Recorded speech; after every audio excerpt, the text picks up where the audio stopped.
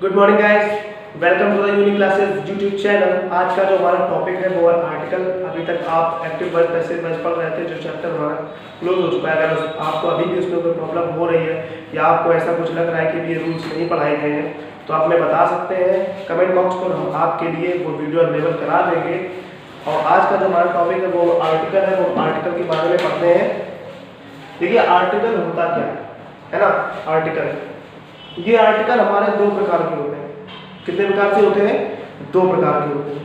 पहला होता है इंडेफिनिट आर्टिकल, दूसरा होता है डेफिनिट आर्टिकल। जो हमारा इंडेफिनिट आर्टिकल होता है वो होता है ए और एन, और जो हमारा दूसरा होता है डेफिनिट आर्टिकल वो होता है द।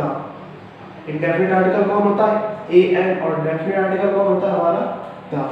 तो ये दो प्रकार के आर्टिकल होते हैं, और इन दो प्रकार के आर्टिकल्स का ही यूज हमारे जो भी शब्द आते हैं उनसे पहले जो करते हैं, तो ये दो प्रकार के आर्टिकल्स का यूज किया जाता है। अब आइए समझते हैं कि कैसे, कहाँ और कब यूज किया जाता है आर्टिकल्स का। सबसे पहले बात करेंगे ए एन के लिए, है ना, क्योंकि ये हमारा पहला आर्टिकल है। जब इंडेफिनिट आर्टिकल की बात करेंगे, क्या आप जानते हैं कि हम हिंदी के निम्न प्रकार के वाक्यों का अंग्रेजी अनुवाद करते समय ए एन का प्रयोग क्यों करते हैं, है ना, क्यों करते हैं? जैसे यहाँ पे लिखा है यह कुर्सी है, यह कुर्सी है। लिखा है दिस इज अ चेयर। ध्यान से देखते रहिएगा, this is a chair. Sita ने गाना गाया, सीता sang a song। यह छतरी है, this is an umbrella, this is an umbrella. आप देख सकते हैं, आप इन सेंटेंसेस में देख सकते हैं, इन हिंदी वाक्यों में एक नहीं होते हुए भी इनका अंग्रेजी अनुवाद करते समय हमने ए एन का प्रयोग किया है।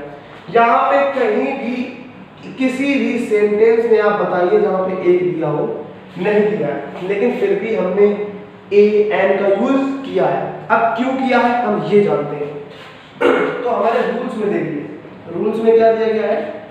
वाक्यों में सिंगुलर काउंटेबल नाउन से पूर्व यदि वह अनिश्चित है तो आर्टिकल ए एन का प्रयोग अवश्य किया जाएगा।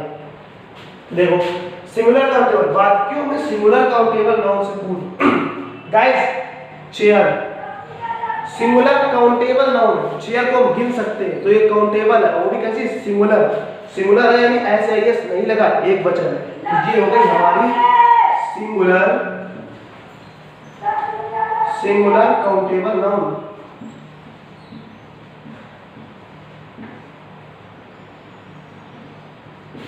ये हो गई हमारी सिंगुलर काउंटेबल नाउन। अब दूसरे में देखिए लिखा है सॉन्ग, ये भी हमारा सिंगुलर काउंटेबल नाउन है।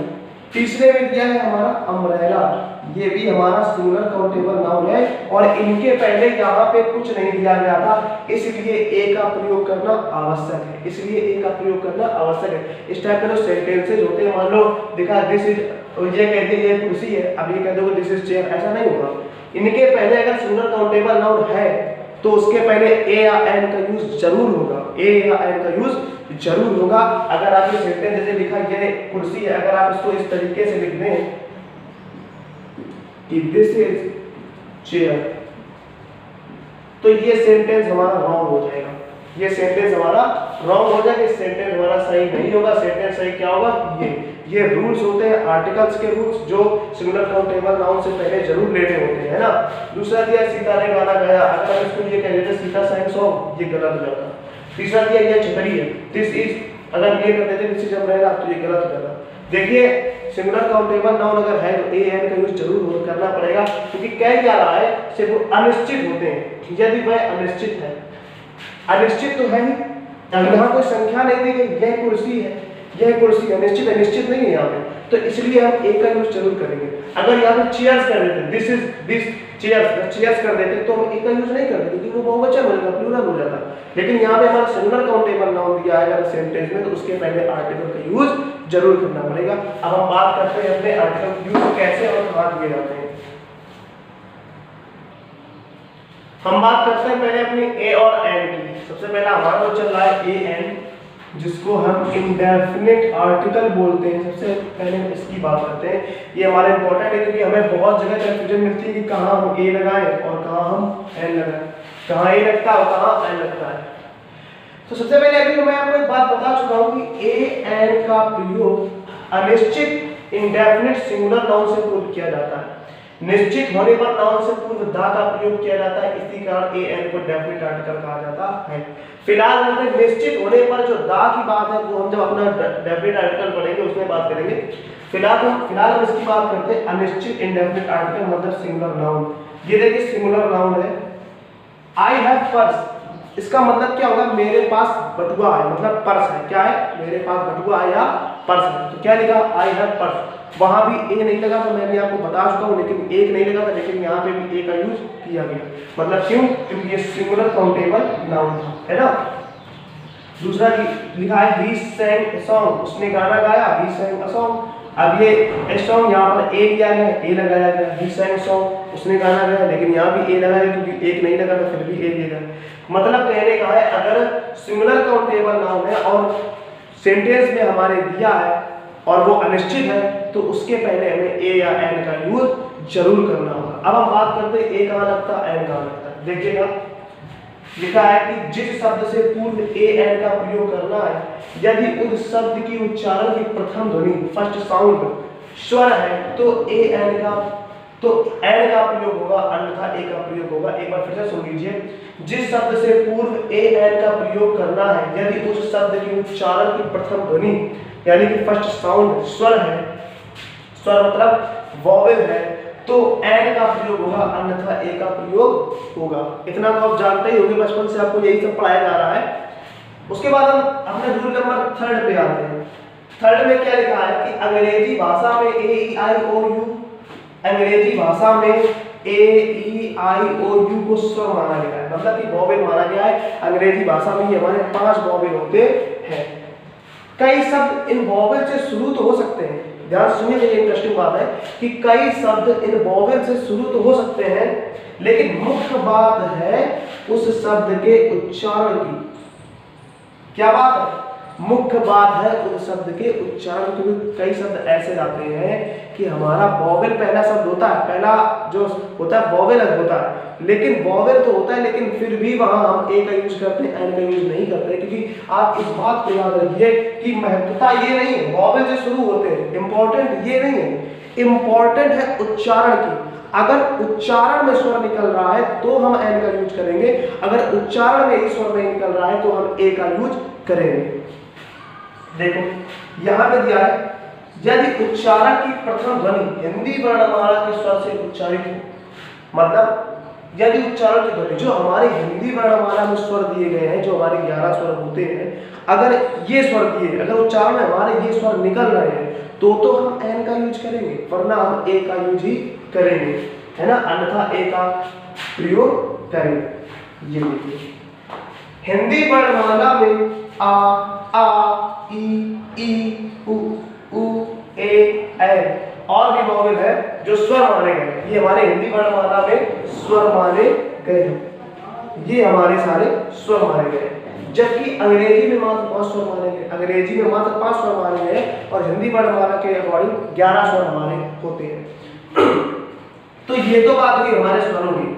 सबसे मोस्ट इंपॉर्टेंट बात क्या है कि ये रूल्स आप जरूर याद रखिएगा, क्योंकि अगर आप ये रूल्स याद, अगर आप वो वाला रूल्स अपनाओगे कि ए ई आई ओ यू हर जगह यही लगेगा, तो सेंटेंस 100% जो आप सेंटेंस को गलत करके आ जाओगे, आपके मार्क्स काट लिए जाएंगे।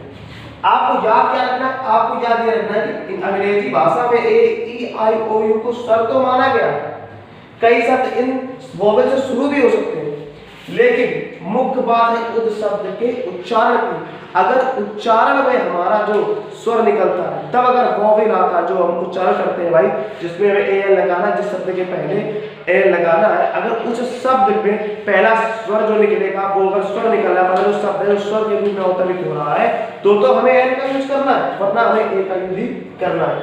अब हम जैसे कि देखते हैं अम्ब्रेला, अब आप यहाँ कहेंगे यहाँ इसलिए एन लगा क्योंकि यू दिया है, क्योंकि यू हमारा वॉवेल होता है, लेकिन नहीं। अम्ब्रेला, सबसे पहले आप क्या करें, जो आपको शब्द मिले जिसके पहले आपको वॉवेल लगाना है, आप उस शब्द को हिंदी में लिख कर देंगे। कैसे लिख कर देंगे, हिंदी में लिख कर देंगे।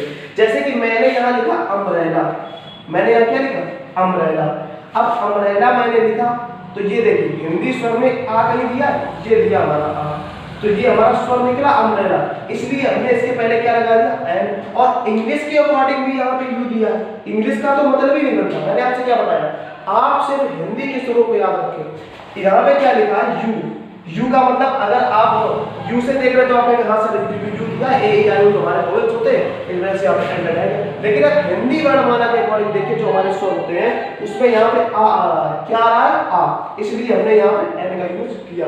इसी प्रकार दूसरा देख लीजिए, दूसरे में यूनियन लिखा है, दूसरे में यूनियन लिखा है और ये हमारा यू दिया है, क्या दिया है यू दिया है, फिर भी हमने ए का यूज किया, फिर भी हमने ए का यूज किया। क्यों ए का यूज किया, क्योंकि ये क्या लिखा है यूनियन, क्या लिखा है यूनियन, और ये हमारा वर्ड नहीं होता, ये हमारा वर्ड नहीं होता। एक चीज को मैं बता दूं, जो इस तरीके के वर्ड होते हैं यूनियन, यूनिवर्सिटी, आप इनको पढ़ने के लिए एक ट्रिक याद कर लीजिए। ट्रिक मतलब कैसे, आप इसको यूनियन मत पढ़िए, क्योंकि इस तरीके जितने यूनियन, यूनिवर्सिटी, इस तरीके के जितने भी हमारे शब्द होते हैं इनमें आप यू मत पढ़िए, यू आप पढ़िए ज्यू, आदि जा रहा है, क्या पढ़िए ज्यू, यूनियन पढ़िए। तो आपको ये कंफ्यूजन नहीं होगी कि यहाँ पे ए लगना है कि एन लगना है, वहाँ पे 100% ए लगेगा। और पहली बात तो आप यही देख लीजिए कि जो यूनियन हमने लिखा यही हमारा स्वर नहीं निकल रहा है, ये हमारे एक भी स्वर से मैच नहीं कर रहा है, इसलिए मैंने इसके पहले ए का यूज किया, इसके पहले मैंने ए का यूज किया, है ना।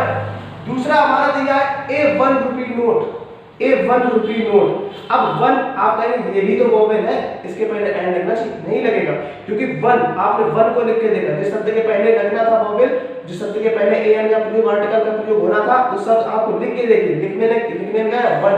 क्या वाह हमारा किसी कोई वोवेल होता है, क्या वाह हमारा कोई स्वर होता है, नहीं होता है, इसीलिए मैंने यहाँ पर ए का यूज किया।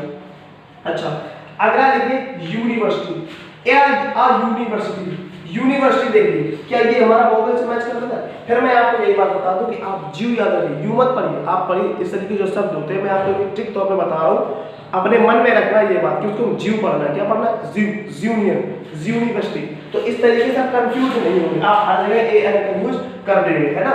तो ये देखिए यहाँ भी यू था, स्वर था, इंग्लिश के अकॉर्डिंग ए ई आई ओ के अकॉर्डिंग, लेकिन हमने यहाँ भी ए का यूज किया क्योंकि ये हमारे हिंदी वर्णमाला के जो स्वर होते हैं उनके अकॉर्डिंग नहीं बैठ रहे हैं। और आप एक बात याद रखिए, हिंदी वर्णमाला के अगर आपको स्वर पहचानने आ गए तो 100% आपका आर्टिकल कोई गलत नहीं कर सकता है, आप कहीं भी लगा के आ जाएंगे, क्योंकि वो हिंदी वर्णमाला के स्वर मेन स्वर हमारे माने जाते हैं। आप अगला देख लीजिए, हॉनेस्ट, ये देखिए ऑनेस्ट, क्या लिखा है एन ऑनेस्ट, क्योंकि ऑनेस्ट एच नहीं पढ़ते हैं इसको, एच तो लिखा हमारा क्या ये हमारा है ये कॉन्सोनेंट, क्या ये हमारा कॉन्सोनेंट, लेकिन लिखा क्या, जब ने इसकी हिंदी बनाई तो क्या हुआ ऑनेस्ट, ऑनेस्ट क्या निकला हमारा ऑनेस्ट, ऑनेस्ट मतलब पहले आ निकल गया, और ये आ देखिए और ये आ देखिए, ये हमारे दोनों स्वर है, दोनों वोवेल है, इसलिए हमने सबसे पहले इसके पहले एन का यूज लगाया। आप सबसे पहले क्या करना कि आप सबसे पहले सारे स्वर लिख लेना हिंदी के, है ना, फिर आप सारा कुछ करना चालू करना, फिर आप आर्टिकल लेके बैठना और जो शब्द आए उसका हिंदी लिखो, तुरंत सटीक लगा दो, आपके सारे सही बैठेंगे, सटीक बैठेंगे।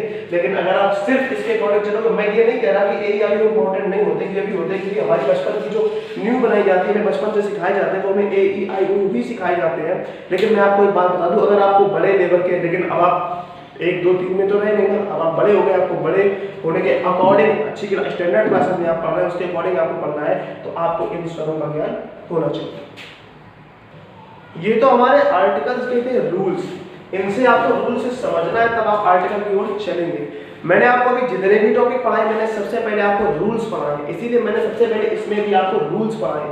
और जो मेन टॉपिक हमारा स्टार्ट होगा ना, वो तो हमारा अगला पार्ट में आएगा, जो हमारा इंडेफिनिट और डेफिनिट आर्टिकल्स के जो मोस्ट इंपॉर्टेंट रूल आएंगे, कैसे एडजेक्टिव से पहले यूज किया जाता है, कैसे एडवर्ब से पहले यूज किया जाता है, बहुत सी चीजें आती हैं।